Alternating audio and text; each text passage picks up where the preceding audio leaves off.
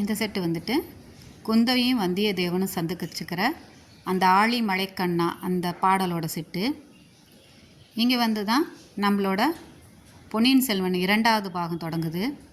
இதில் வந்து நம்ம கரிகால சோழனும் நந்தினியும் சின்ன வயசில் இருந்த அந்த செட்டு இது, குதிரையில் வர்ற மாதிரி.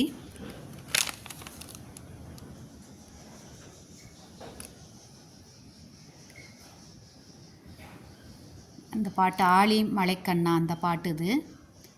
அதுக்கு பக்கத்தில் பார்த்திங்கனாக்கா பாண்டியர்கள் வந்து கரிகாலனை கொல்றதுக்கு முன்னாடி ஒரு மாட்டை பலி கொடுப்பாங்க, அந்த செட்டு.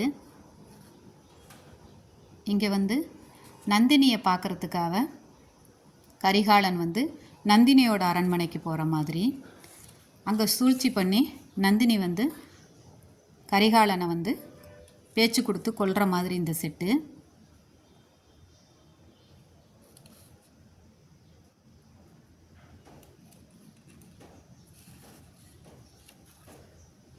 இந்த இடத்துல வந்துட்டு நம்ம காளி தேவியை வந்து அருண்மொழிவர்மன் வந்து வணங்குற மாதிரி இந்த செட்டு பண்ணியிருக்கோம்.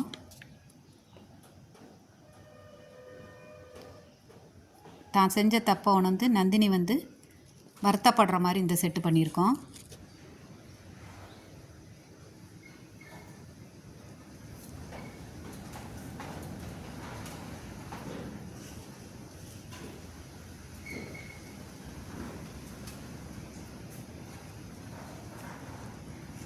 இது அந்த வீரா வீரா சாங்.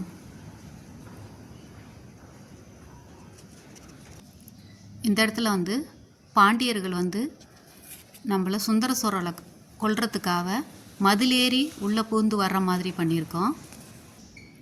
சுந்தர சோழரோட ஒரு அரண்மனையில் தூங்கிட்டு இருக்கிறப்ப பாண்டியர்கள் அவர்களை கொல்ல வர்றதை தெரிஞ்சுக்கிட்டு ஊமராணி வந்து அவரை காப்பாற்ற வராங்க. ஊமராணி காப்பாற்ற வரும்போது அவர் மேலே விட்ட அம்பு வந்து இவங்க மேலே பட்டுடும். சுந்தர சோழரோட மடியிலே வந்து ஊமராணி வந்து இறக்குற மாதிரி.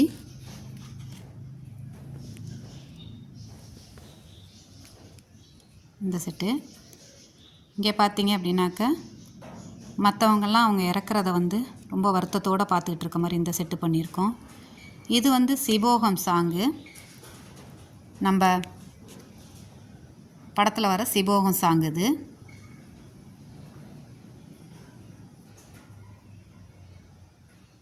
இது கடைசியாக வந்து அருண்மொழிவர்மன் எனக்கு பதவி வேணான்னு சொல்லிட்டு மதுராந்த தேவருக்கு வந்து முடி சூடுறதுக்காக இங்கே எல்லா ஏற்பாடும் பண்ணியிருக்க மாதிரி பண்ணியிருக்கோம்.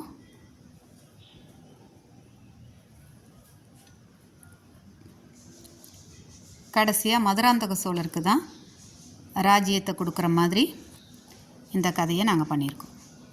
இவ்வளோ நேரம் எங்கள் வீடியோ எல்லாத்தையும் பார்த்ததுக்கு ரொம்ப ரொம்ப நன்றி. வணக்கம்.